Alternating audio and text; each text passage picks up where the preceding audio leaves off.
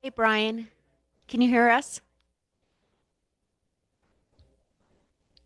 Do you want to unmute yourself, Brian?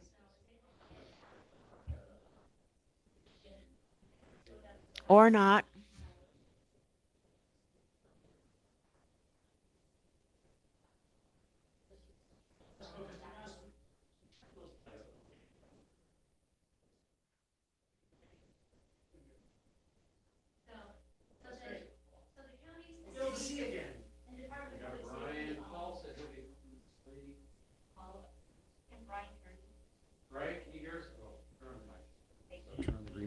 Brian, can you hear us okay? Thumbs up, thumbs down from Florida? Yeah, he doesn't dare turn on his camera. Doesn't want us to see him out there suntanning. Can you hear us, Brian? We can't hear you if you can hear us.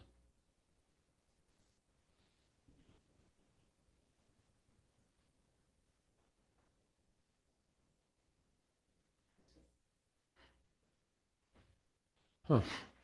Hello, Brian. In the elevator, going down to the pool. Somebody got a cell Yeah. phone? Yeah. Call. Hello. Hey, Hey, there he is. how's it going, Steve? Hey, grab You're up here. You're official now. last one. Brian, no, he can't hear us, I guess. Volume 33. Huh? Oh. It says that Brian's mic is off. Muted. Cameras aren't working either. I don't know if you can hear us. It shows that you're muted, Brian, on your side, but if you can't hear us, I don't know what I'm talking to. Yeah. Did you sign in? Yeah. I have to. I'll see if I can text him. Oh, okay.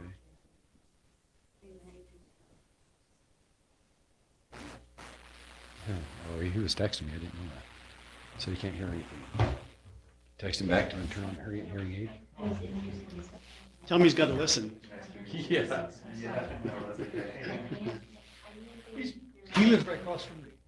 Can you hear us, Brian? Yes, I can hear you now. Oh, perfect. First meeting. Now he's got us. My first Okay. meeting in this group.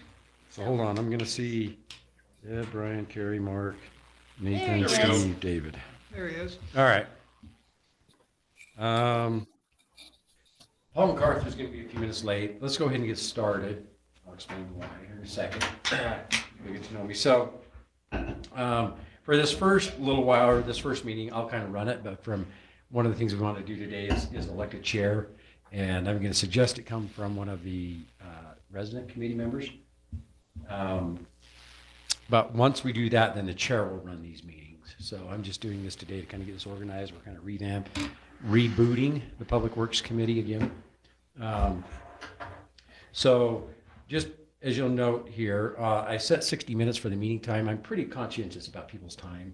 I know we got a lot to talk about, but we also have another meeting following this one at 7. So we only do have 60 minutes.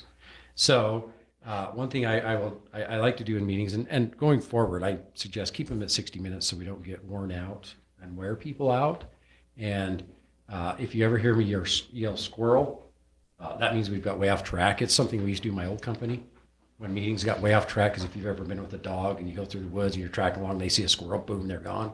You know, another squirrel runs by, and boom, they're chasing that one and just jumping all over. So if you hear me yell squirrel, that means we've gotten way off track. So first thing we'll do while we're waiting on Paul, let's just introduce everybody, because we've kind of got several, if not almost a new committee this year. But we'll start, I think most of you know me, Ted, Public Works Director, been at the city now 2.5 months. So pretty new. What's that? Yeah, yeah. Been a civil engineer for 30 years almost. So, and now kind of trying to work on some public work stuff. And I'll talk about a lot of the things that we're trying to get going or in the middle of doing as we get going. But I think most of you know me. So we'll start here to the left and just work around. Okay, I'm Mark Sovine. I too have 40-plus years of public utility experience. Most of that was gas and electric. Ended up being in the water business. I'm not quite sure how that happened, but that's where I ended up. And so I ended my career in water and sewer. So I've also been on the committee here. This is my second round, so I've been here 4 years. Have worked with the city on several projects in the past 4 years, and was asked to stay on board. And I think I can continue to offer something. I think, like Ted just said, we have a reboot, and I think we're going to go a little bit different direction that I feel I can help a lot with as well. FYI, Mark's our other certified water operator in the city. Barely. Man, So he's my backup. We both went and took the test on the same day. I had 4 licenses before, and this one, man, that was the toughest test I ever took, and it was the easiest one of the 4 that you're supposed to take. So, just getting old. Close is close. You made it. Hey, anything over 70 is a waste. Yeah, that's what they say in the fire service. You're right. 70 is passing, 71 showing off. When you have to take several certifications in fire, and you have 70 is the passing too on that one. That's funny. Carrie Malkovich, I sit on the council. I'm one of the council liaisons to this. I've done work in lots of different areas of public works, and this is a new assignment for me. I've lived in the city, I guess 1989 is when I first bought my lot, and then have been here after we built our house ever since. That's a good amount. So I raised all my 6 kids here. I'm Steve Jones. I just moved in July. That's why I've been living in Woodland Hills for 2 years while I've been living in the house. And we just moved in but I'm a general contractor by profession.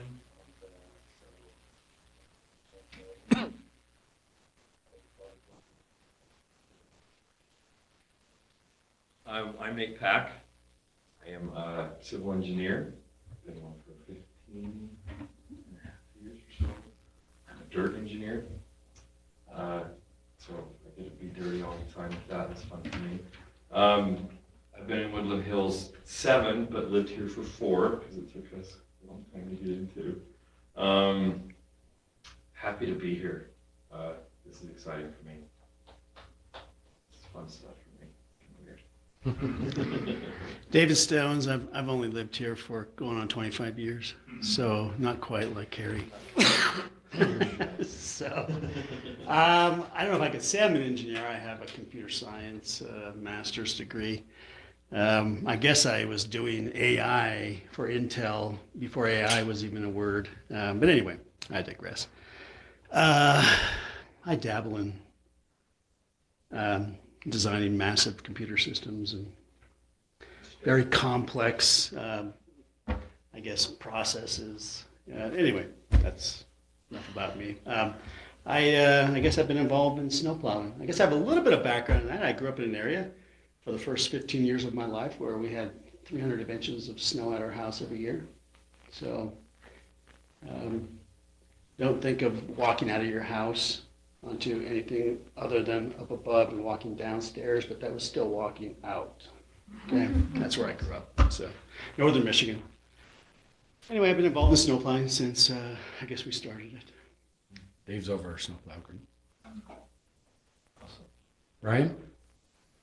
Okay, so I'm Brian Hutchings. I'm the other council liaison. I just was elected to the city council. I am a mechanical engineer and I specialize in maintenance. And so I've taken on the task of helping with maintaining all the city's equipment, tracking that and monitoring that part of things. So when the snowplows break, they call me or Craig Northup to get it fixed. And usually Craig's the fast one, and I'm the one who gets the bigger, goes after the bigger things and the maintenance and stuff. Then Paul McCarthy will be joining us. He's also a resident here. He's been on the city council, variance board. Was he on the planning commission as well before that? I'm not sure if he was, but he was previously on the public works committee too. So he was on the last go around for a little while with Mark. Hopefully he'll be here soon. He texted, said he's running a little late. But So I just kind of wanted to go through some things on the agenda here. There's reasons I think everybody has specialties, and there are certain items in the city that we're pursuing in Public Works. And I think my thought process is, and this will be up to the committee and the chair, but that I think there's tasks that each person can take on that line up with their specialties. And we may talk a little bit about that today.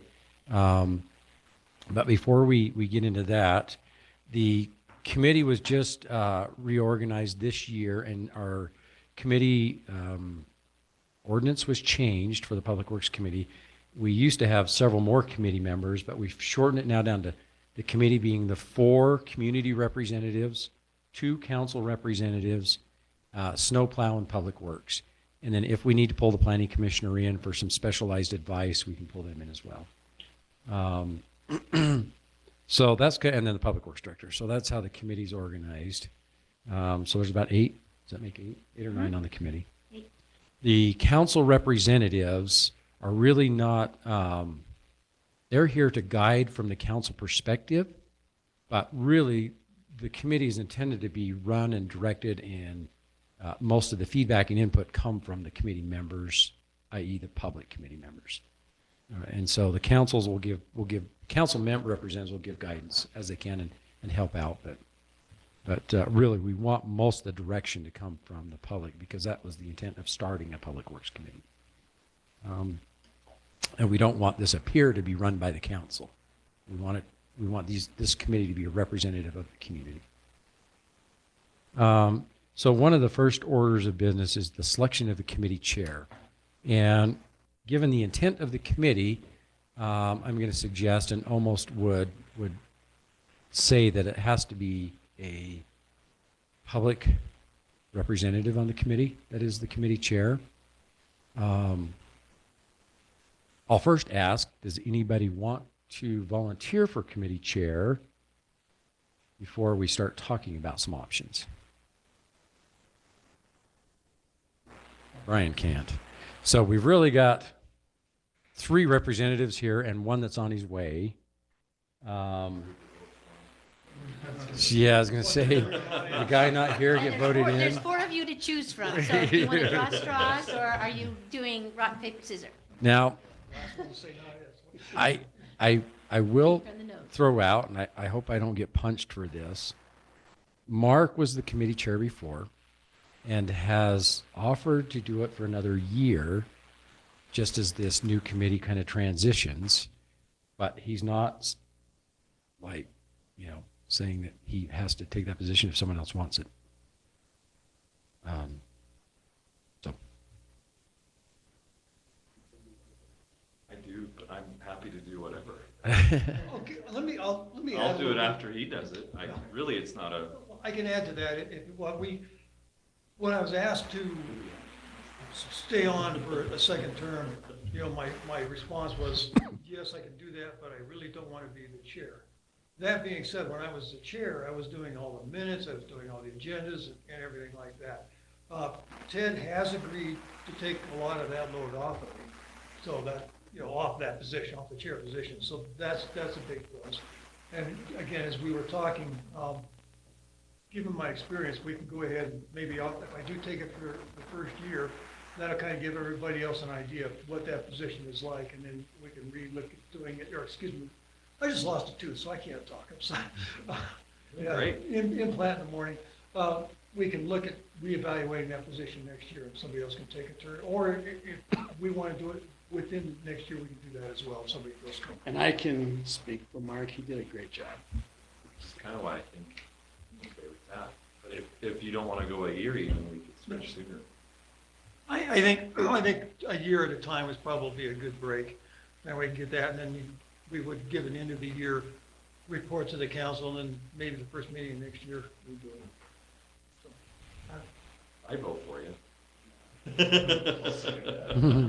All right. So we'll let Mark run with the committee chair for a year. And I think that'll be a good transition between Mark kind of, now that we're kind of kicking off almost a revamped committee, kind of continuing that, and then bring someone else, Nate or whoever else, on as the committee chair and go for another year or two or whatever we decide that should be. But And I'm willing to help out. Like I said, it's now full time for me. So doing, putting this agenda together and stuff like that's not that big a deal. So, and giving a lot of input on what the information for the meetings. Because I do this a lot now, just in what I do in the daily process of my work. So, I work probably a little different than the previous public works director, and I want to say he's a great guy, Corbett and everything like that, did great. He was a hands-on guy, which I'm not. I don't get out and get in trenches and fix water lines. I'm more of a management style type public works director, and I think that's what kind of the approach we'll be taking. So, kind of like the engineering world, like I used to do there. I didn't do the CAD work; I just managed the project, right? So, so one of the first things I want to talk about. So, if it's okay, Mark, I'll just kind of run through these agenda items. Sure thing. I kind of put this together, and we'll let you chip in where. I'd like to maybe just chip into something you said a little Oh, yeah. earlier. Ted mentioned a little bit earlier in his introduction about the end roles. I think as a committee, one of the important things that we bring is we do bring some public input so that the citizens around the community say, hey, well, we have, average citizens who are getting, behind or in front of whatever the council's doing. So it's just not, everything's just not done without any input from the public. And I think that goes a long way when the council has to get up and vote. We will make recommendations to the council on different projects. We don't have a vote on anything, we just make recommendations. So we can say, hey, well, when the council's at a meeting, whoever is speaking can say, the Public Works Committee did recommend this, or they recommended against it. So that the committee, or that the council, will know that the committee has had some input on the discussion. Mm-hmm. And we did bring, like I said, people in so that we debated when we reorganized the committee this year about the 2 council members, but we decided to keep 2 council members because I think they each have special expertise, and we hope going forward we can balance the expertise on the committee. Carrie's really great at. I'm not great at getting in and fixing a machine. Yeah, Not gonna- Brian's a great getting in and fixing I'm guy, not gonna right? get in a hole. Maintaining fleets, that kind of stuff. But she's great at the connections at the state level, the political stuff, the help us track grants and fundings and stuff like that for our projects. So they each kind of have almost polar opposite expertise. So we're keeping them both on committee. So as we talk about this, we'll kind of keep that in mind as what we're addressing. But Paul, so we're going to have you do just a quick introduction of yourself. Everyone's been around the table and introduced, just so we can get you on the record as an official committee member now, and you can't deny it. Okay, I'm Paul MacArthur. I've been a resident of Woodland Hills for almost exactly 20 years. I pretty well know everybody in here.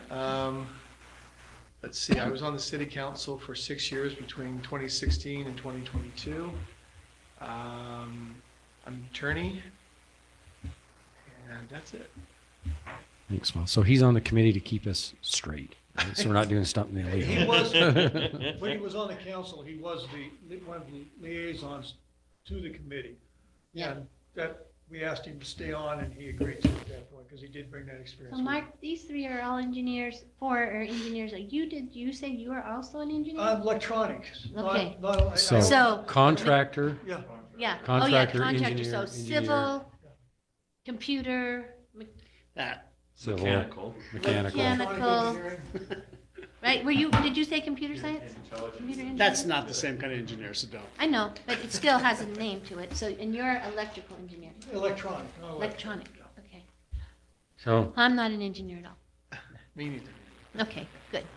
Just making sure I know where my We need My you guys order to is. balance this. so one of the first things I wanted to talk about there on the agenda was an on-call contractor RFP. And the reason I put this on here, I probably should have wrote what the discussion's about. Kind of as I mentioned earlier, I'm not really a hands-on type public works director. I don't get out and fix things like Corbett did. He was on the backhoe tearing up the road. I don't do that. I could, but we'd be out of service probably a lot longer than we'd want to be. and probably a drained water. What's that? Yeah, eventually we'd figure it out, but it'd be the expense of the citizens probably with no water forever. But so what I wanted to do, one of the first things I talked to the mayor and those on the staff about when I came on board was that I wanted to put out an RFP to get at least 3 on-call contractors that will be available 24/7. In other words, they give us emergency numbers, and if we have an emergency, a water line break in the middle of the night or something, we can call them to come and fix it for us. I've put together an RFP. I've had the staff review it. We're getting ready to put it out here pretty quickly. What I wanted to bring the committee into is, one, let you know about the process. So we have to advertise this publicly, so it's going to go out on a public website. SciQuest, which is the city's public website that we use. It's a state's functioning website. We're going to put it out there to be advertised. Then we're soliciting proposals from contractors. But I want to bring this committee in on that because I think it'd be great if we could select maybe 3 or 4 people from the committee to be on the selection committee of the contractors. In other words, when they submit their RFPs, review them, we'll grade them, and then we'll select who we think is qualified to be in the pool of contractors. Ted, have you already put together a selection matrix that you wanna use for this? Yes. Yeah. Well, it's a criteria that it has to go in their proposals and a scoring for each of the criteria. Okay. So it's out of 100. Costs are included in that. Although I don't, and as Nate probably knows, he sees these a lot in the engineering world. I saw these all the time, and I'm not one to select on cost only because I think, if you go for low bid, that you're going to get what you pay for, basically. Cheapest, always the cheapest. Yeah. And I find that you pick the low bid and you end up paying more usually in the end. So it's a balance of experience, qualifications, and costs in the scoring matrix. And it'll basically be scoring 1 to 100, or 0 to 100. Each category is worth so many Can points. you say what the matrix was again? It's a balance of qualifications, experience, and costs. And there's several things they have to submit, and availability. And I don't remember the actual score that's given to each of those areas. Okay, qualifications, cost, availability. I'm missing one. Experience. Experience. I'd be glad to be part of that, Greg. And I would like it to come from the committee and not, nothing against Ryan and Carrie, but not from the council members, because ultimately this has to go to the council. Yeah, we right? have to vote on it later. They have to vote on it. So we want this to come from the public that they've been involved. So Steve, if you're willing, Nate, I would like to have, because you're just experienced, with the engineering side and probably selecting contractors and I don't know that, we'll get, and whoever else in the committee, maybe Paul, if you want to look at them, and Mark, that gives 4 committee members. And then we'll have probably a couple staff look at them as well. So half dozen usually gives you you want enough that no one person can influence the outcome of it, right? But not too many where, you've got so many people you're waiting on to review them. So usually 5 or 6 is where we land, is a good number. So I'll send those out. I'm just hoping I'm going to send it to some personally. Once we advertise it, I'm going to let them know it's available because I know some that are interested. But I'm hoping we get enough response. How does that work? If you've got contacts, what you do, just email them and say, hey, this is available. You can send them the link to the website. It's a website they can go pull it off of. They want to go. Yeah, and if they want to go for it, they just submit their proposal here to the city. Favorite one. Yeah, being a smaller community, I think it's going to be smaller type contractors looking after it, but that's fine. So, I know one local guy that lives in town that's interested, and he's helped out the city quite a bit. Chad, are you as you're looking at doing it, so you're looking at like a first priority, second priority, we'll always call this guy first if he's available, second, or are you just gonna kind of maybe put it into a rotation type of thing? Second one, yeah, I like the rotation, just because it's treating everybody It fairly makes everybody equally. want to be involved. so- Yeah, because if you call the first guy all the time and he always accepts it, then what's the reason of having, So I like to just rotate it through. And this won't be just in emergencies. It'll be any smaller projects we have, where we can maybe just have the pool submit. I think if it's under 50,000, we don't have to go out and publicly advertise it. We can just get quotes from 3 contractors. So if we got 3 contractors in the pool, we just send them all, here's what we need, have them all send us a quote and pick one and go for it. So there'll be, and that can be just for regular items that aren't emergency. Hey, Steve, can you make sure your mic's on? I'm having a hard time hearing you. Push the button. Right. Until it's green. That's the one. Okay, They, got they it. taught me how. Thank you. So I'm going to try and get that out this week. So I'm giving them 3 weeks to respond. So in about 4 weeks, we'll probably be reviewing them. That seems to be kind of an amount that's pretty common. Any other thoughts on that? Suggestions? Okay. I guess my only question is, that's for water, roads, sewer, so utilities, everything. So it's, So- Snowplow accidentally hit power.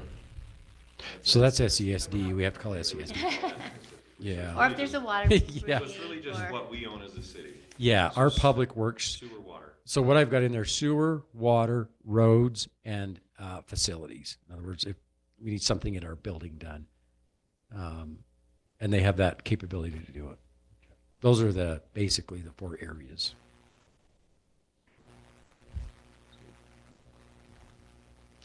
We do, just for your aware, we do have, about 25,000 feet of sewer in the city. Is that 5 miles roughly of sewer? And then Miles of roads. 13 miles of roads, and the rest of the city's on septic. Of course, the entire water system. So about 13 miles, so whatever that is. We have a 650,000 gallon water tank and a well, and then we own 40% of another well with Salem, and 40% of a tank with them. So that's kind of our water system.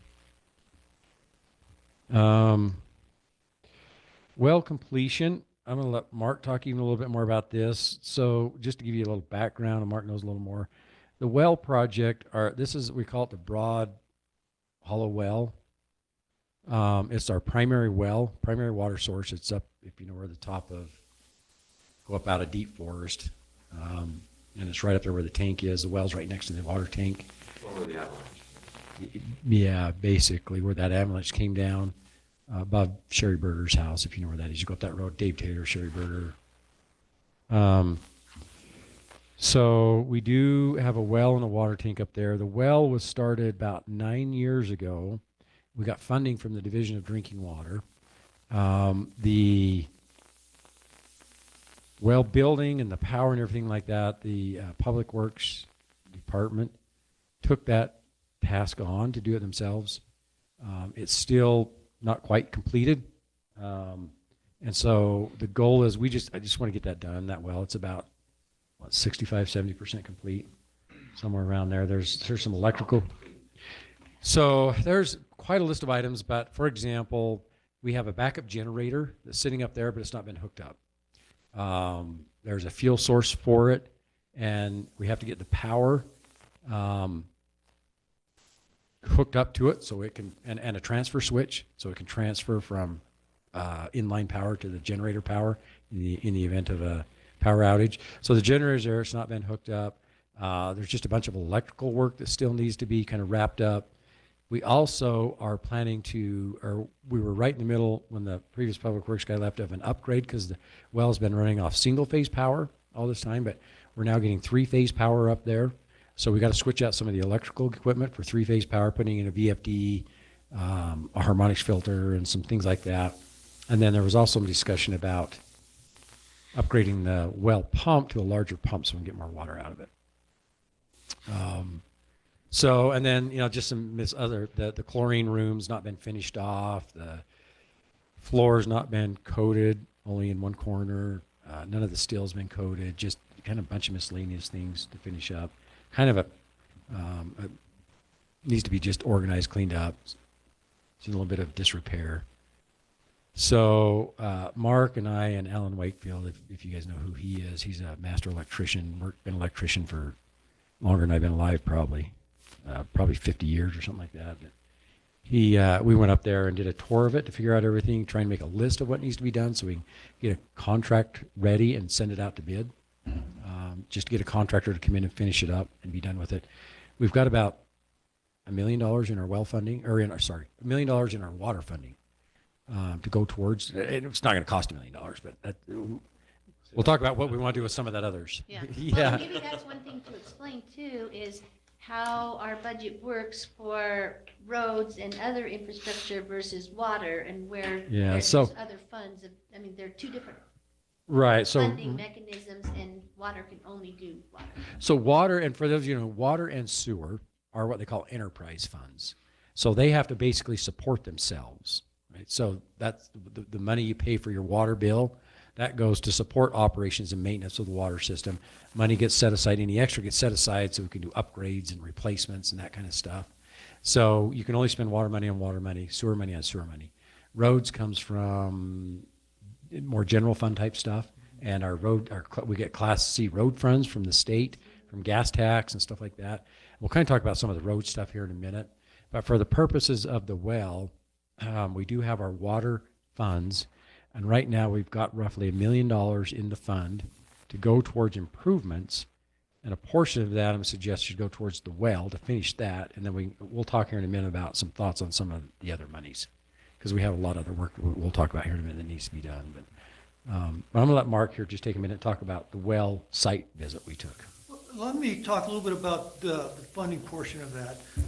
ARPA, is that the acronym? Okay, so the council, 6 months ago, approved $180,000 worth of money that was from ARPA. Let me explain it. That tooth is bugging me again. It is money that this state got, that we got from the Department of Treasury as part of COVID money. That was only to be used for infrastructure, and they gave very specific things, and water was one of those, so we voted to utilize ours, and forever we tried to get a matching grant, because that was one of the things the state put aside $50 million to match grants from each city, got some money, and unfortunately our city was too small to get a matching grant, and so they were giving it to people who had a few $1 million of projects, not just a couple of million. And so we sat on it long enough to figure, okay, we have to have it spent by the end of 2024, and so we turned it over to this committee to say, what can we use it for? That's Okay, so along those lines, we kind of put together a project that we presented to the council last September. As Ted had just mentioned, going back and looking at everything, we kind of had to reevaluate that list. We got a little bit more as we got deeper into it. We found that there was some other things. So one of the ideas was to try and, there's a larger well that is a 200 horsepower well versus the 125 horsepower well we got there now. The single phase system that Ted was talking about is the maximum amount of single phase power that we can bring up to that well. So that was the reason for that pump, with the intent of putting 3-phase in at a later date. So we are looking at putting in the 3-phase power, which is, we've got the transformer ordered. I think it may even be here. As we looked at that, though, we looked at some of the components in the well, and a lot of those are probably,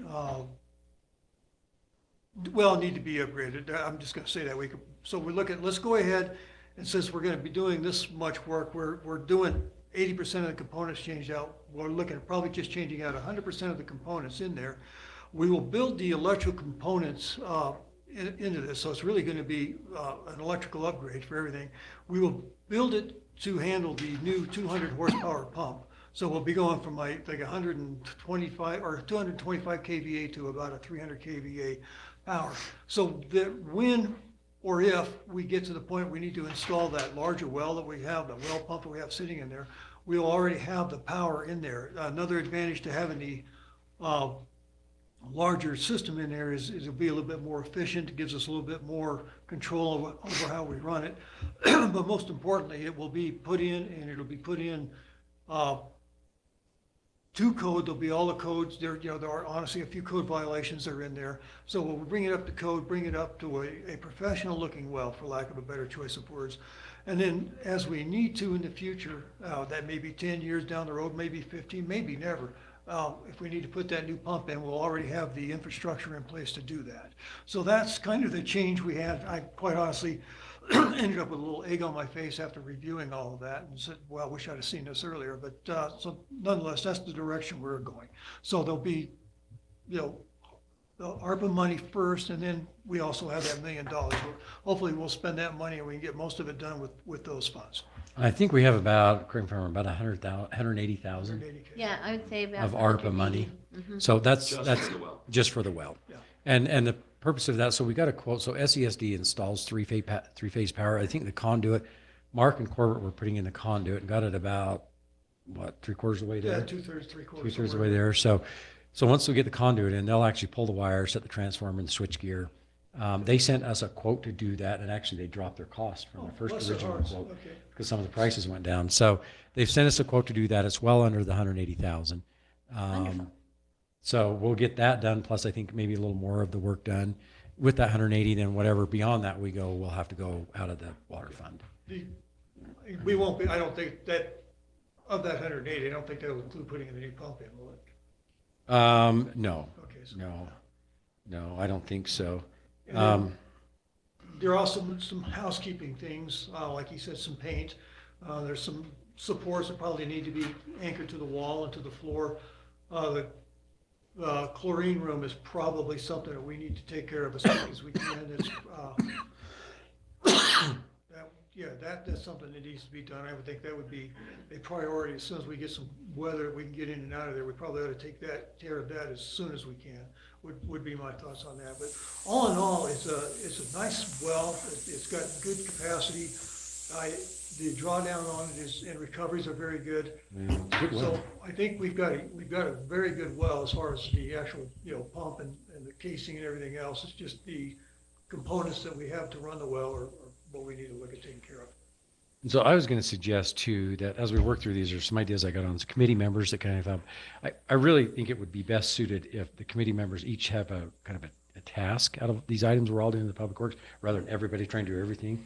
And so I was going to suggest maybe Mark just help kind of continue with this well completion, and he can kind of assist with that and keep updates and reported. The new SESD number, by the way, was 78,592, which is 13,000 less than the original. quote they gave us. 592. I'll write that up to. 592.07. Okay, I'm just gonna round that up to 80. I love when they have cents. on Just, it. just from my point of view and maybe Brian's point of view is the financial cost in everything that you vote on and you bring to us, that's a very important component to say, we would like to do this and this is how much it costs. Yeah. Because we can't vote on something if we don't know it's in our budget or if we need, every year, the department heads, which would be Ted, will bring us what the needs are for the year, which will include everything that they can think of. And then we have to whittle that down so that, because of just, we don't want to have to raise taxes all the time, but we're not really sustainable the way we are. And so it's very important for us to have the cost of what you would like to do. Yeah, and when we get to those, like each of the public works guys, people working on things, I'll work with you to help put costs together and get stuff like that. Just so we know, that's pretty key. So And I'll work with you on budgets. Oh, sorry. Oh, go ahead. I was just gonna ask, so what, like this well is a key function. Are we buying outside water right now? Are we sustained right now? It all comes from our well. And with the growth we're experiencing, that well is necessary for that growth? It'll support us for a while. Yeah, the well right now supplies everything we need for the city and will continue to supply us for a while with our growth. And if the way our water system works is it operates through a SCADA system. If those familiar with SCADA, supervisor control and data acquisition, it's basically working your water system through a computer. So we can control the pump, the well pump, and the booster pumps through a computer. And the way it's set up right now is the tank, total water depth in the tank is 23 feet. Once it drops to 15 feet, our well pump kicks on, fills it back up. You don't want to keep it all full all the time. You want it to fluctuate, saves power and all that kind of stuff. Best way to operate a tank. If for some reason that pump can't keep up and it keeps dropping, or that pump fails and it keeps dropping, once it gets to 10 feet, the booster pumps. We have some booster pumps down in Maple Court that kick on and pump water from the Maple Canyon tank that we share with Salem, and we'll fill our tank up here. So it's kind of our backup. But we don't use that very often. It's mostly our water, our well that can support us. And it will for a little while. At some point, we'll need some additional water. And that's part of the upgrade of the well that Mark was talking about. By putting a bigger pump in with three-phase power, we can get more water out of the well. Right. So question, so we have sufficient water rights, so we're just talking about capacity. Right. Right. Yeah. Yeah. And we have enough water rights to sustain us for quite a long time, years and years, more than How enough. deep's the well? I want to say about 600 feet or something like that. Right now, we've got not that deep. approved and/or certified about 900 acre feet, 800 some change. There's a report out there that I can look up, and maybe I'll have that, get that back to you. I'm sure you have it somewhere as well. Our water master plan has it into the same thing. I mean, it has that same report in it. So I'm thinking about 220 of it is certified, and the rest is approved, which means the state will allow us to use it, but we haven't proved the need to use it as of yet. And if you ever want a lot of information about this stuff, come see me. We've had a water master plan recently completed, had our whole water system model. One of the things I'm working on, and sorry for the quick diversion, but because we're getting close, we'll keep going through it. But the squirrel, I'm building. Yeah. I'm working on one of the first tasks I'm trying to get accomplished since I started the city, and there was a reason behind this, but I'm building what they call an asset management plan. So I've got a company that's putting together GIS, if you're familiar with GIS, Geographical Information Systems. We're going to have all of our assets, water, sewer, roads, probably some other things in there as well, that we can manage through this GIS. So in other words, we're putting it all in GIS. So at any time I can pull it up on my computer, it'll show me exactly where the water lines are, the meters are, the hydrants are, tell me what size the water line is, when it was installed, if we know, when the hydrant. So we track all of these assets we have. Won't have appreciation, won't have any financial data. It'll just all be tracking our assets. And that is, Right. But You can. I was thinking it was like the life of this particular thing, it can be put in there so that it, at least as you do the budget every year, you'd say this many things are coming up for replacement. so it helps us track and manage those assets so we know when we do need to replace Right. them or fix them or upgrade them or stuff like that. And part of the reason is because when I came on board, we still don't have anything. And so I'm just learning our system by default, right? I'm just trying to get into stuff and figure stuff out. And I really, succession planning is that's not a smart way to do things. So I'm building this asset management plan, not only for me, That's what but we're for finding succession. right now, right? Yeah, that's what we're finding right now. Right. So that's what I'm working on right now is I'm building this asset management plan. Not me personally, I got a company we've hired to do it. But so at one point when we get that ready, I'll show you all kind of what that looks like. It'll be kind of cool. So moving on, I want to talk just a little bit about the water line replacement projects. So when this is when I worked at my prior company, we came up with we have, I can't remember how many feet it was now. It was about 12 miles of water lines that are aging and undersized. So most water lines, minimum size water lines that is allowed by the state now is 8-inch. And especially if you have a hydrant connected to the system, you got to have a minimum of 8-inch water lines. Commonly used is PVC, C900, if you're familiar with that. Well, back in the 70s, in the 80s, when this town was first built, they were putting 6-inch ductile iron water lines in. So we had about 12 miles. I don't know if you guys remember that water line project we did about a couple of years ago. We replaced about 4 miles of that water line then. So we've got about 8 miles of water line left that are aging and undersized. The problem with ductile iron is in our town is that back when it was installed in the 70s, they don't protect it very well, so it corrodes. And that's why we replaced that first 4 miles, because we were getting so many water breaks because the pipe was just corroded. I looked at a piece of pipe Corbett took out of the ground, and if you're familiar with ductile iron pipe, it's ductile iron, and then it has a cement lining inside of it. And the cement lining is just to help smooth out the walls and everything. It's really no structural support to the pipe. When he pulled it out of the ground, all the iron had been eaten away. The only thing there was that lining, that cement lining, which has no structural support to it. And we So- would put those on tables so that when citizens came and wondered why we were replacing, they could look at those pipes and say, yeah, replace them. So the short of it is we have two more, we divided that up into two more projects, each being roughly 3 to 4 million each. That first one cost us about 3.5 million to do that 4 miles. And we did road overlays and stuff like that with it too. And we would want to do that again. That cost includes the road. That cost included the road, yeah. Now, if I may, along that, we also had a road bond and some money that we were going to redo the roads with.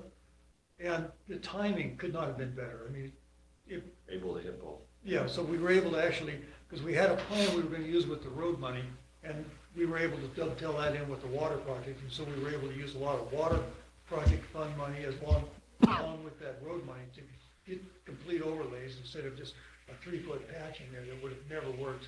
So we were very, very fortunate because of that road bond. The road bond's gone, so we won't be able to use that in any future plans. There is a little bit left. We'll talk about it on one of the agenda items, but yeah. Hey, can I ask a question? Uh-huh. So when that happened, that allowed us to kind of kick the decision can down the road a little bit in the sense that we didn't have to figure out, can we use the water money to cover the costs of the road? Because if we're tearing the road up to get to the water line, and that was the argument, right? We didn't have to worry about it because we had the bond money. But is that something now that has anyone looked at that to see, is that something we can do? Because I would imagine we're gonna have to tear up the road And to the water lines. yeah, and it would be the same. I think we'd want to take the same approach that we did on that one, where we're going to have to tear up. So these water lines with our roads in town, our roads aren't they're garbage. Yeah, that's a good way to put it. They're garbage. They weren't And put in correctly to once you start. start opening up a trench for a water line in our roads, you're basically destroying half the road. And so what we did when we did that last water line project, we realized that was going to happen. So we said, let's include in there, it's called a pulverize and repave. If you remember, what they actually do is they took our existing asphalt, they pulverized it and mixed it in with the theoretical road base that was there. And then they recompacted it. Yeah. We've And- done my company's done two big road studies in Woodland. They are abysmal. So that way we could at least get the asphalt mixed in with the top 3 or 4 inches and then kind of count that as our new road base and then ideally we'd reconstruct the whole thing, but we just don't have the money to do that. So this was our next best option to get as good as we could of road out of it. So that's what we ended up doing. I would suggest we probably would look at that again. Can we compare it using the water money, you think, to do that? Yeah. Well, so what we did on the original project is we actually got a loan from the Division of Drinking Water. We put in a little bit. Division of Drinking Water gave us some grant, some loan money. 0% interest that we still have to pay back. Yeah. Yeah. They're And grants. well, they gave us like 10% in grant money, which we don't pay back, and then the other 90% was loan, 0% interest loan. But anything that's in the water project, if it includes repaving a road, can be funded through water through that loan and stuff like that. So, so we have 2 more of those projects to do. We divided up in a smaller bite, so we got 2 more of those to do, roughly 3 to 4 million each, to replace another 8 miles of water line in the same shape that first 4 miles was in, to completely replace all of our 6-inch. So, and we've put together estimates and where we want to do and all that kind of stuff. But what I'm going to suggest, and this is something I thought maybe Carrie could help us tackle, rather than take the $1 million minus whatever we end up spending on the well, which might be 100 or 200,000, and trying to do a small water project, let's take that money and go apply for some grants using that as our contribution towards the grant. Because whenever you go apply for funding, the funding agencies like to see you have what they call skin in the game. You're willing to kick in something. I think what we want to do is try and turn this money into something bigger. The 1 million. The 1 million into something bigger, like 3 or 4 million, so we can do the entire project. That was the reason why we raised water rates last time, by the way, is because we had to pay off this loan, right? So we had to raise the rates to pay off the loan. I really want to try and avoid, we're eventually going to have to raise them again just because costs go up. And that's unfortunate, but everything goes up all the time. Well, and there's new requirements too on the what do you call it? When you had to when we went in to use that money to replace this, then you also now, in that loan, have to put into place a replacement cost for the future. Yeah, you have to So put it- it include went it up in- even more than we had anticipated. You have to include an extra 20% to set aside for replacement in the future. Yeah. So what they're finding is, the short story is, they're finding that no agencies have been putting aside money to replace projects. They get loans and do their project, and then 30 years later, when they got to replace it, they're like, oh crap, we didn't set any money aside for that. So state's starting to require you take, when you do that in your water rate analysis, that you have an extra 20% included in that water rate to set aside for future replacements. And specifically, Carrie, there is one coming out. Okay. It's through the U.S. Department of Housing and Urban Development, but it comes through Burgeon Owens' office. Okay, I can talk to them. And do you want to, so they actually reached out to the mayor and made him aware of this. What day is it due? It hasn't been advertised yet, so I don't think the period's even open. Okay. But we want to start, one of the things about funding you learn in the engineering world, because part of what I did in the company I work for is we chased funding because we worked with a lot of communities like Woodland Hills don't have money to do a substantial project. So we chased funding with all kinds of state funding agencies. One of the things I learned very quickly, it's as much to do with politics as need. So having someone that can get in and shake the hands and get to know the people and tell them our story Got is it. as important as our need. So, And I have a meeting scheduled with him in DC in a few weeks. so if you can help us maybe kind of So I can maybe add this into that discussion. talk about that and let them know we're interested and when we want to keep appraised of when it's out and when we can apply for it, and then take that $1 million and try and parlay it into 3 million, 4 million, so we can do a bigger chunk of water line. I will ask. Perfect. Okay. Pavement. One more question. Oh, So sure. The remaining 8 miles, what kind of condition is it in compared to the 4 that was replaced? About the same. It's awful. Yeah, we're on borrowed time. Well, the whole system's 50 years old and it's not. Who supposed needs to, water, right? You know, If we had time enough, I would show you some pictures of that water line we pulled out of the ground. Because I actually did a presentation at a conference on this project. What not to do? And I've got a picture of Craig and Corbett down in the hole with mud all over Send them. me the pictures because that's always helpful when I'm talking about federal, because everybody's asking for money. But when Right. we show the picture, they all say, Yeah. That's a problem. We gotta- so send me those. If you're and then interested I- after this meeting, I can show you a couple of pictures that we took of that. Yeah, I did it in a conference and talked to. Take the pipe chunk. yeah. Oh, I don't know if we still got it, but we got the pictures. The pipe chunk would be really cool, but it's Yeah. Was it just a piece of pipe? So it wasn't a coupon, it was just a piece of pipe? piece of pipe. It's a It's a piece of pipe they took out. Yep. And it's got all the iron gone. You can see the cement mortar. Yep. It's, So we're looking at about 55,000 feet of pipe in the other two projects together. yeah, is that 8 miles? 8 times 5 is 40, 40. yeah, somewhere in there. so I'm asking for money to replace how many Guy can do lateral. feet of line? Don't ask me to. I have to have my calculator to do math First section, anymore. or So what First did you phase, say? right? About How- 4. So the first one was about 4 miles. Second one's roughly about 4 miles, and the third one 4 miles. We broke it up into about 3 equal 4-mile sections. If we had the funding, would we do all 8 miles? If Or we could 12 get, miles. yeah, You if we said could get like 444. 8 million. Urgent as they are, obviously, that's the goal. Well, we've already eight done left. 4 of the Oh, 12. so we've already done 4 of the 12. That Yes. was phase 1.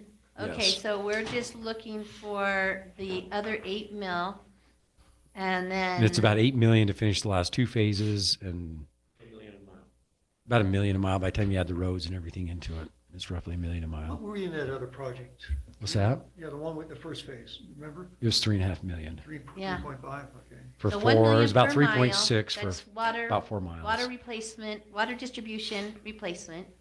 And then on top of that is the road replacement that's part of that, Yeah. which is acceptable. They would realize that that's part of. It's the part whole of the project because our roads get so destroyed Well, when you try and remember dig just our last trenches. one is they wouldn't put the culverts in because it wasn't part of the project, so. Yeah, I'm working on So, that one right now okay, too. yeah. We may get that money too. Yeah, so I just want to make sure I'm asking the right stuff. Okay, So the next one I want to talk about is just the pavement management plan. Now, this is one I know that Nate has a lot of interest in.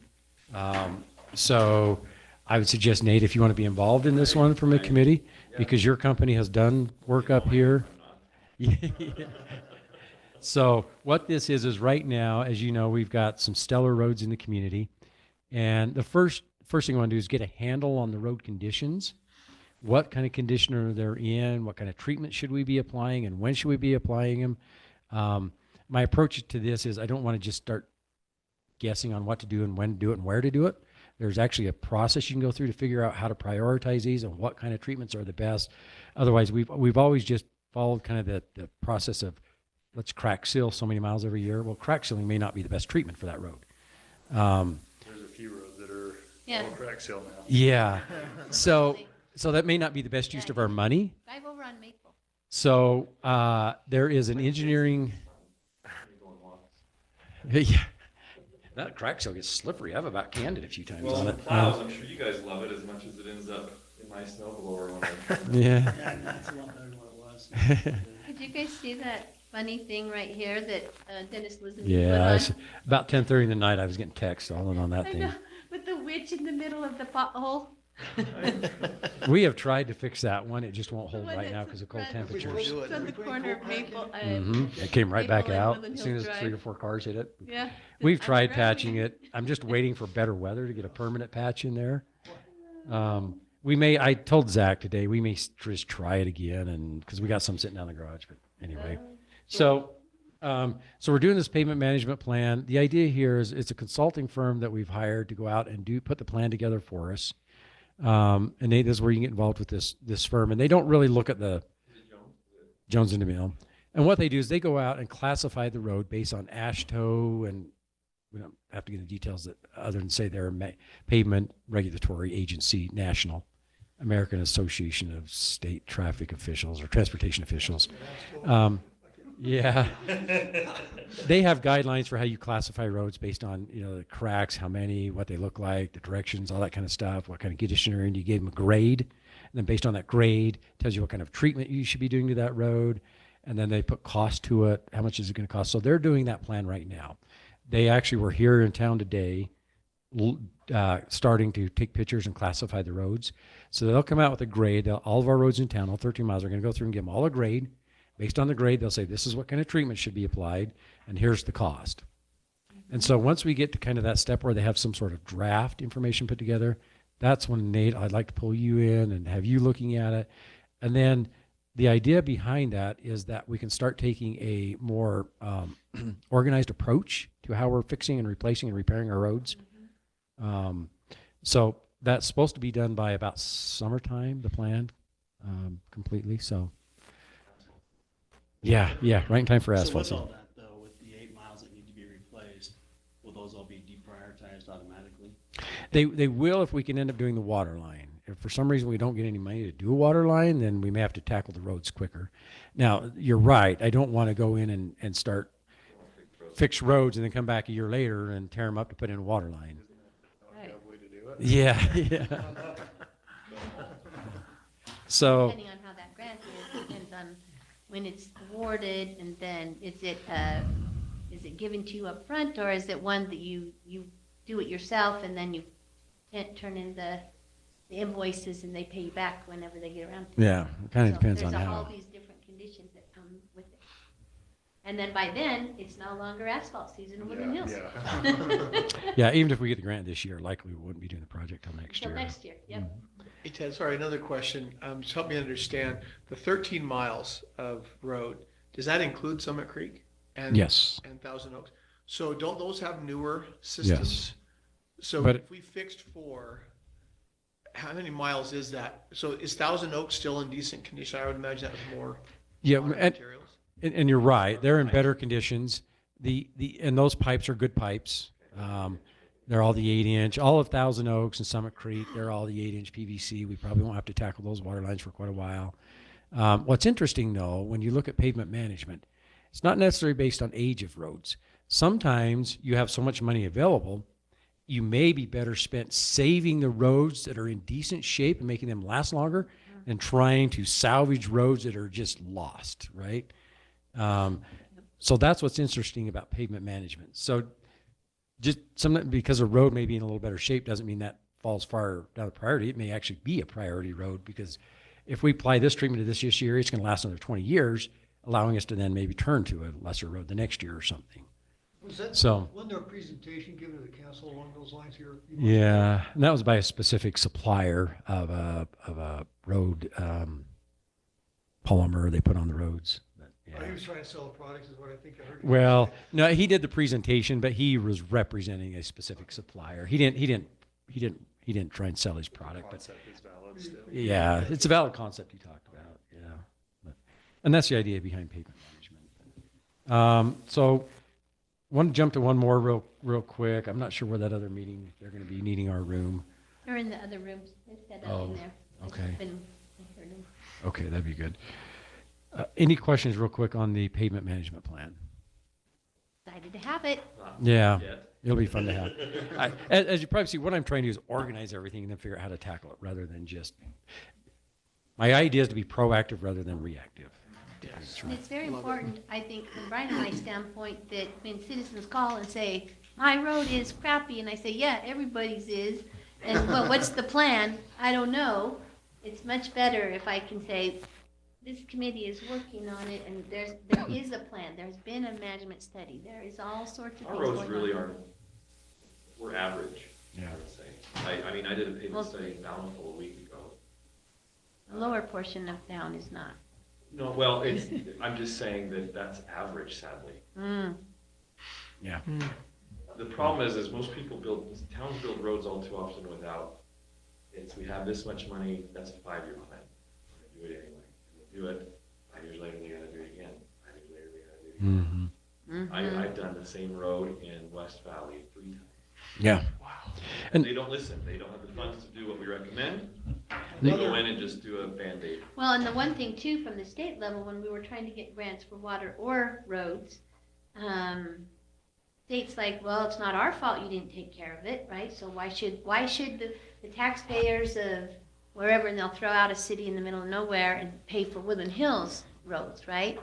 And so I guess there is a point to that, but at the same time, if they really want us to, do the housing components and have clean water and all of the other things that they ask of us, then there has to be a way to fund infrastructure.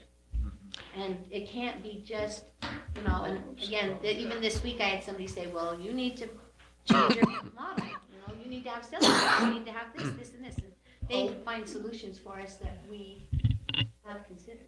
A lot of this starts at the development. Mm-hmm. Okay, so you've got a big challenge with developers. I mean, they're up against tight budgets, as I'm sure John, or Steve knows. So that's kind of the challenge. We did put in place, back when we first started the committee, Ted was on it as a committee member, and the AWWA, APWA, standards into place that. We adopted their standards. So as we start moving forward with new construction, we need to, try to adhere to those standards as much as we can. And I'm not honestly not real sure how much we've been doing that in the past since we've done that. It's been about 4 years ago. That was one of the first things this committee did when it was put in place, was get that standard adopted. So I think as we move forward, we probably ought to be aware that standard is out there, that the council did approve. Obviously, it's gonna cost more money to do it to that standard, but in the long run, it pays off, which is probably a It perfect. doubles and triples. Yeah, which is probably a perfect segue into Ted's next item.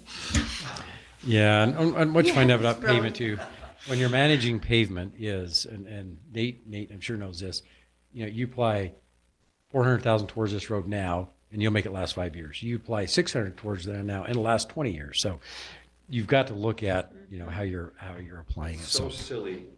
Yeah. It's very And these are the recommendations we want people to make. We spend a little more now and we double. Yeah. There is some things too going through the legislature that we should find out a little more information on with regards to road usage fees that we might be able to get with. It depends, there's a lot of variables with it right now. Some cities are doing it, some cities aren't. They're trying to decide if they should standardize it throughout the state. And so as we near and get a little more into the session and see if those things pass, Yeah. then we'll know from our standpoint if that's something that would be beneficial for road maintenance in this management And fund. we roughly get about 100,000 from Class C road funds, if you're familiar with those are. So when you pay sales tax on your gas, so much that sales back goes, 100,000? yeah, 100,000 We a would year. eat that in an afternoon. Yeah, Uh-huh. we have about, and you can see why we have about, Yeah, we got our gear. right now, we have about 250 to 300,000 to go towards roads annually in our budget. We have 100,000 Class C and then plus whatever budget we get. So those are things we'll review as we look at this plan. Do we need to make some adjustments there? How do we make that? But anyway, moving on. So West Loafer completion. There's my segue. Yeah, great segue. West Loafer, What is the plan there? we'll tell you. And I think this is at least at a staff level is moving forward. So West Loafer, if you're familiar with that piece of road that ends at Loafer Drive and ties into Summit Creek, it's that little unfinished segment. It's been unfinished for a while. It is all city public right of way. The development for Summit Creek breaks off halfway through that road. In the middle of the drainage thing? In the middle of the drainage, yeah. So there was a plan put together about 2 years ago, a design roughly, to finish that road. And we put together 3 estimates that went to the city council.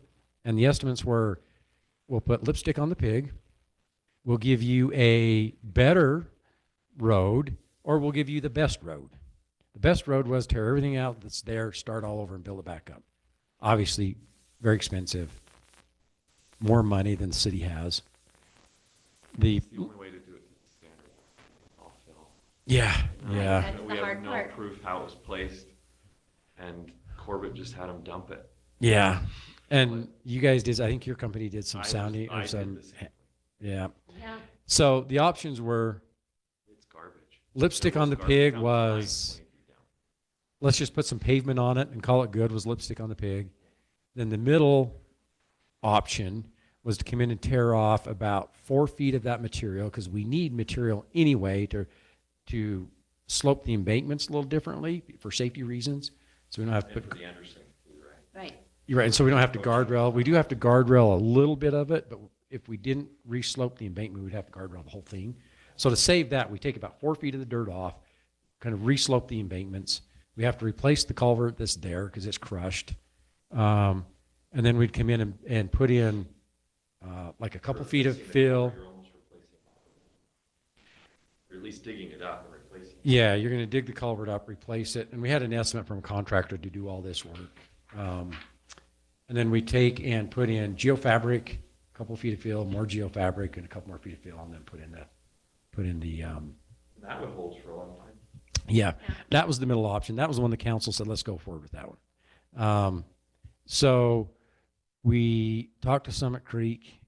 We said, okay, half this road's actually in your development, so you guys should pay for half of it. Just recently, Summit Creek said, wasn't our development when it was originally planned, and we had nothing to do with it, and it's all city public right of way, not really our road. We have no tie to it. And they're right. Legally, there's nothing we can do. However, they said, however, we'll honor our, because probably 10 years ago, there was an agreement made with Summit Creek. This was originally started out as a different development than Summit Creek. It was Thousand Oaks Plat G or something like that. Part Summit of Creek the just kind of extension. inherited this. And so it really wasn't, but part of one of the original agreements Summit Creek made verbally was they would help pay for that, finishing that piece of the road. When that was done 10, 12 years ago, that road was this much.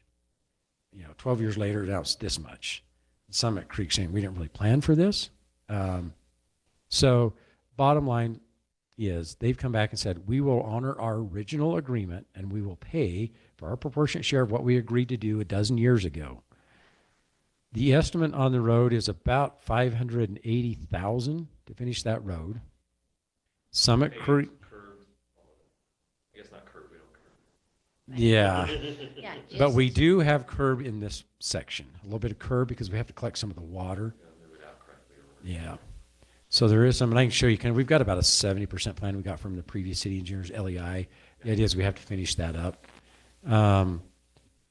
So we got an estimate off that plan. It's about $580,000. Summit Creek is willing to contribute $110,000 towards that. Whose bid was Vancon.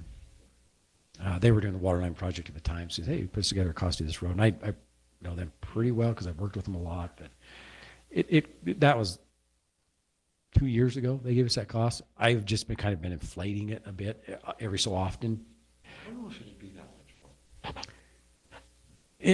I don't know that it is since the last time I inflated it. It started out at 480,000. It's probably about 580 now. Yeah. So bottom line, short story is we'll get about 110 from Summit Creek. We have about 330,000 left in that road bond that Mark talked about. So that gives us about $430,000 of Summit Creek and that bond money. So that means the city then has to come up with about $100,000 to $150,000.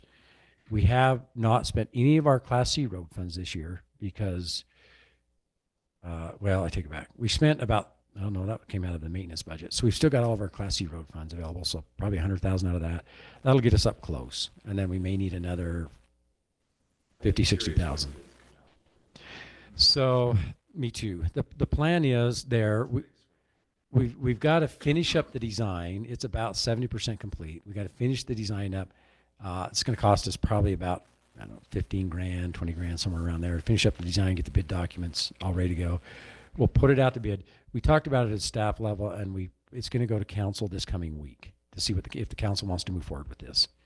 If they do, we'll finish up the documents, we'll get it out to bid, and bids will come in, and then we'll bring the committee, let you guys look at the design, give us any feedback, input.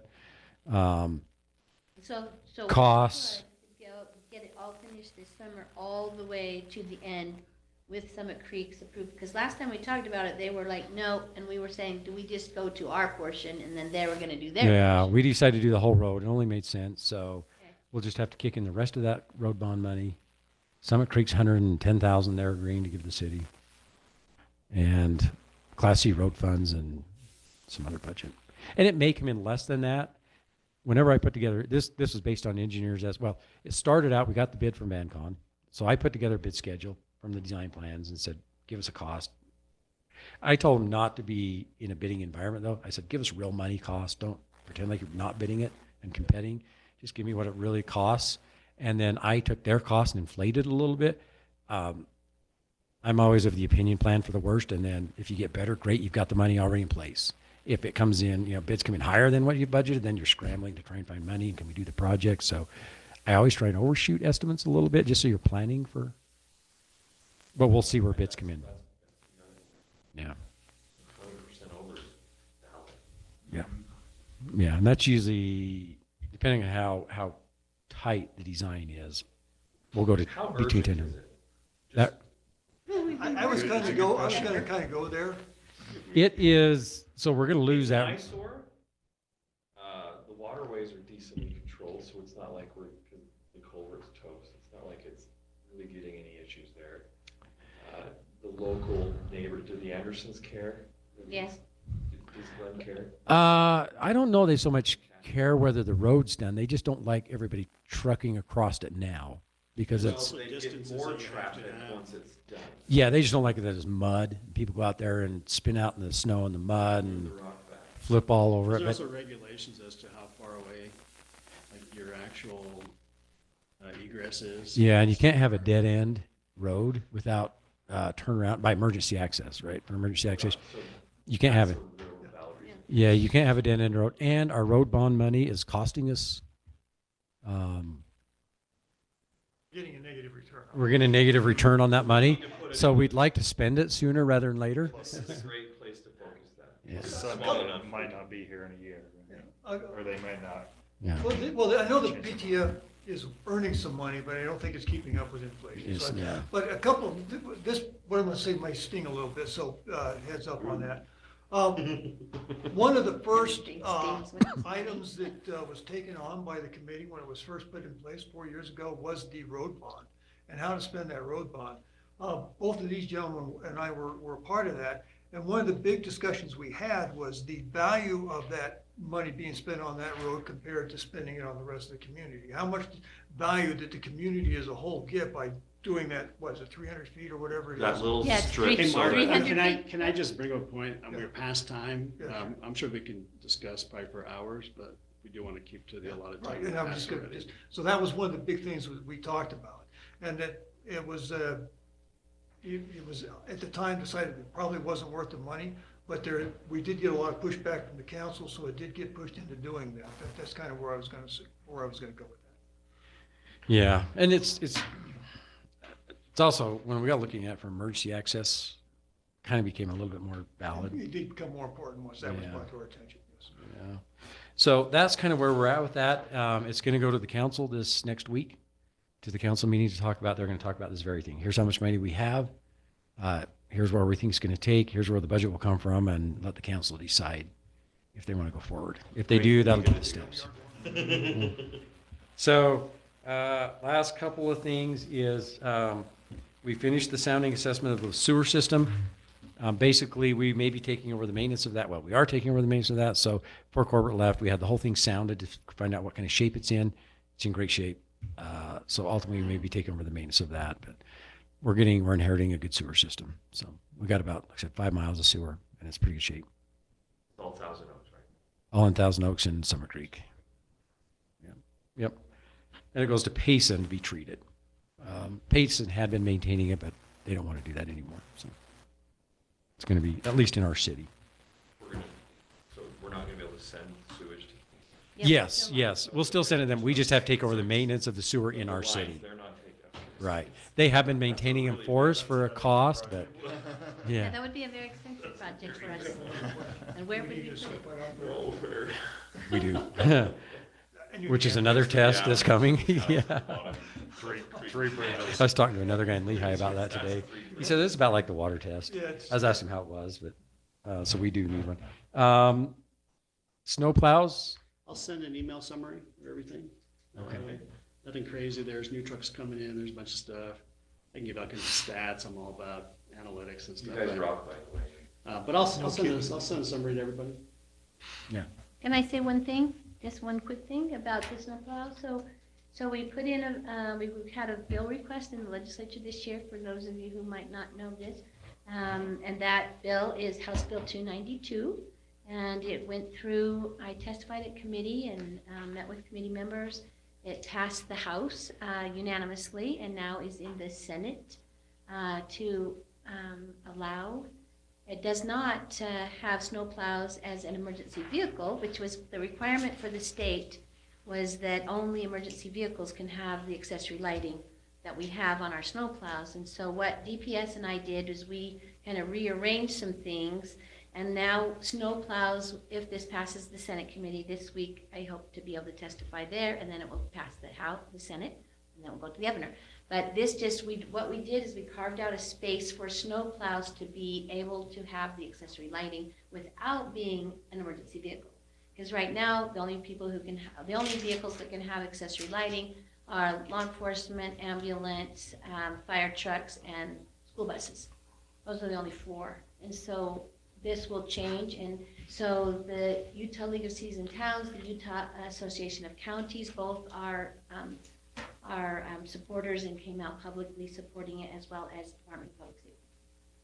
So, Cool. a lot of county commissioners have called saying, we didn't know that was against the law, Carrie. Ooh, I'm so glad that we're getting this done. I said, well, it We only didn't takes, either until we were. it only told. takes, Until we called out on it, yeah. only takes somebody to say, and Sheriff Smith is very happy that we're getting this done, and so And I'll let you know this We listened week. to him and turned them off. Yeah, so I will let you know, I'll know when that's being heard next, and hopefully before Tuesday it Yeah, can thank be you, Brandon. passed. That's awesome. Great. Well, we went a little over 60 minutes. One last item, we went through a MS4 SWIP inspection from the state DEQ this last week.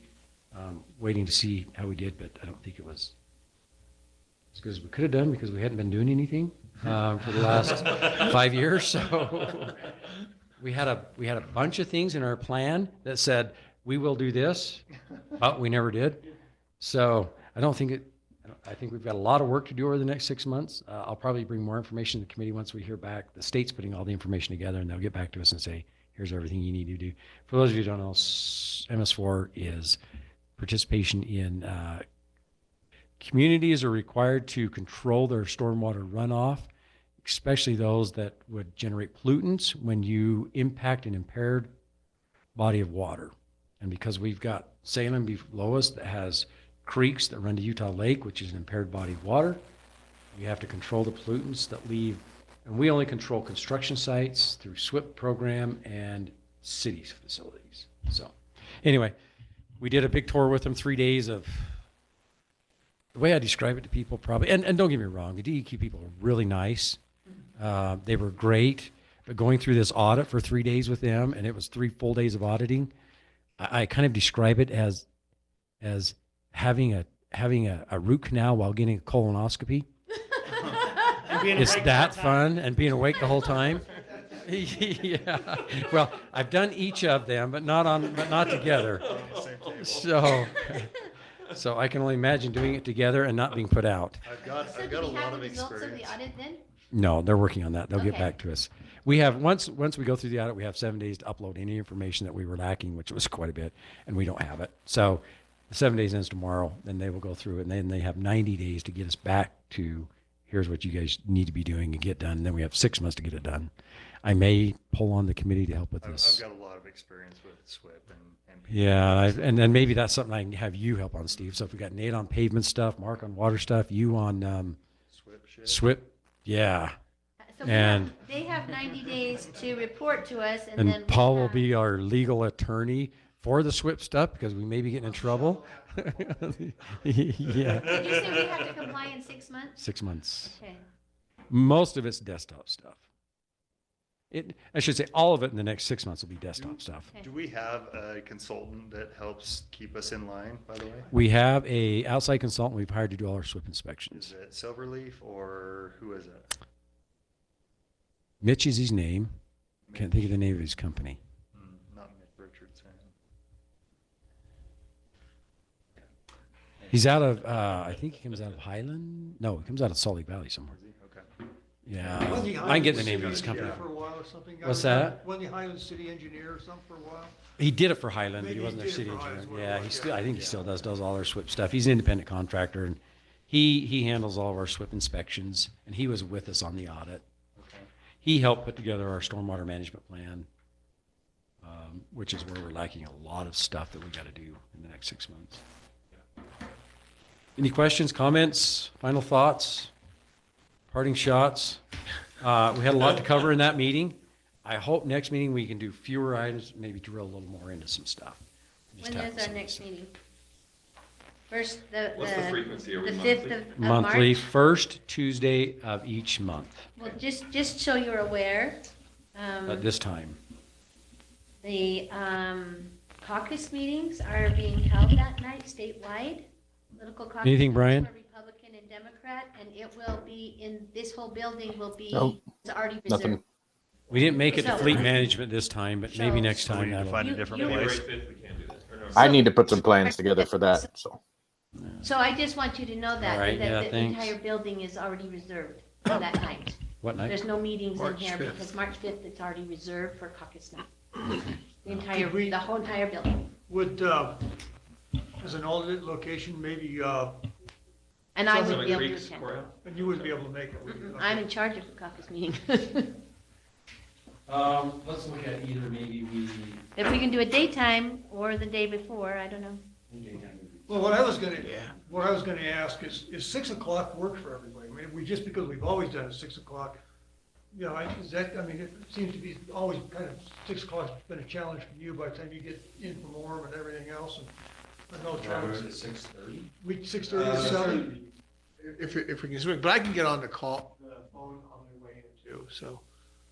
Make any time work. I like later. 6:37, I mean, I've got a lot of 6 stuff to going 9 on. is. And what I would like to recommend is that with an agenda, it's time boxed. I know this is just a list, but I'd like to see, especially if it's gonna be like an hour, 90 minutes, whatever it is, that each item actually has a time box to it. I can do those. if you want. Yeah, no, that'd be great if I'm inviting those two. I usually do this one, just. So do we want to say 7 I was o'clock doing then? a brain dump. I can do 7. I can do 7, I can do 8, I can do. And also, we know that the other, on I that don't wanna go first too much meeting- later, because just so you know, if it snows, I found the middle of the night, because I actually have a day job. Right. And I should. We also everybody have that- this meeting Like that tonight. starts at 7 also. Yeah, And so I they're like trying to 6, decide, I like I want to make 6. sure that everyone. 6:30 maybe, so Paul can make it. There you go, 6:30. Okay, we'll give it a Um, shot. Seems like we're doing okay with them. Yeah, I'm supposed to be at that meeting And just too. let you guys know. using my phone next This one's time. more That entertaining. means it I makes will it be running out of here. My church calling goes to with that no meeting. comment. So we are looking then, did we decide to just hold off until April? No, No, I we- think we look at either different item, we just look at different location. Yeah, I was gonna, maybe Summer Creek could loan us a building. Yeah, I think could- some curriculum she's a building or. I could either do the 4th or the 6th at 6. We'll- If we we'll switch maybe it. talk about see if we switch it or just keep it and then who can make it, can make it. And Not Well, I'm everybody- hoping that all of you come to caucus night. It's a presidential preference. That's where you would vote for whoever Utah wants for president. I'll be there. That could get a little personal. Yeah, well, I'm expecting most of the city to come. Never personal at a caucus meeting. Yeah. Yeah. Well, Hulk Hogan's not running, so I know. Yeah, it's gonna be a crazy night here. It's just about 50 people. But also just to consider Yeah, that they yeah. also meet the first Tuesday, but they probably don't know about, I gotta tell them they can't have that night. They have a meeting, the, emergency management